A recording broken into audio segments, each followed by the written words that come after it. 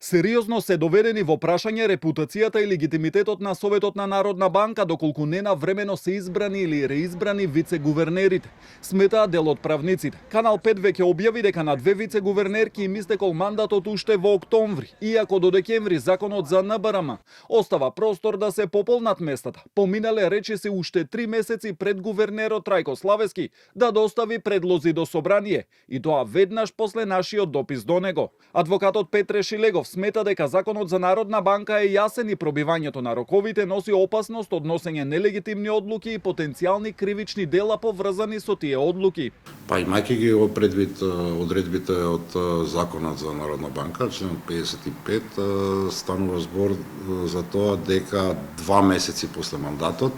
треба да бидат реизбрани, да речам, или избрани нови вице-гувернери,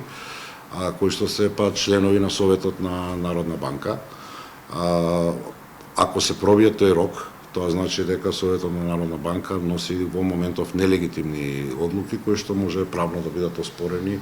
и де факто Народна банка е доведена во позиција да функционира без легален совет на банката, што мислам дека е сериозно лоша ситуација и голема опасност, и може и дури да се разгледува можноста за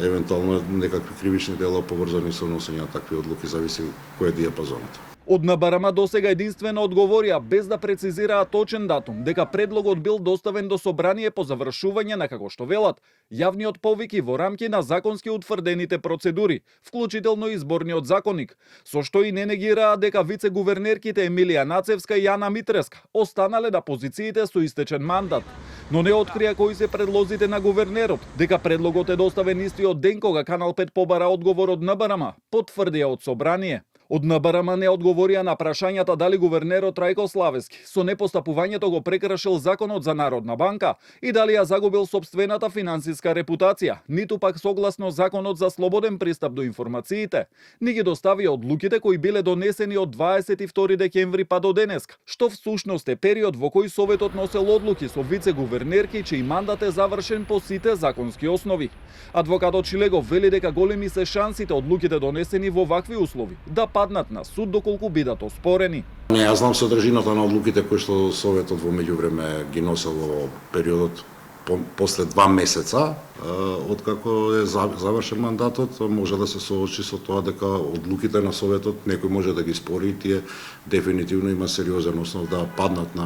на суд по основ на тоа што се донесени од страна на нелегитимен орган. Значи, не можете вие без мандат да носите одлука која што ви припаѓа согласно надлежностите во мандат. Иако јавниот оглас за избор на нови вице-гувернери беше навреме објавен на почетокот на месец јули 2025-та, веднаш по доаѓањето на функцијата на сегашниот гувернер Славески, и натаму останува непознато зошто Славески не направил избор во рокот предвиден во огласот од 45 дена, со што се поставува прашањето дали највисокото тело на Централната банка веќе 3 месеци носи нелегитимни и нелегални одлуки за монетарната политика.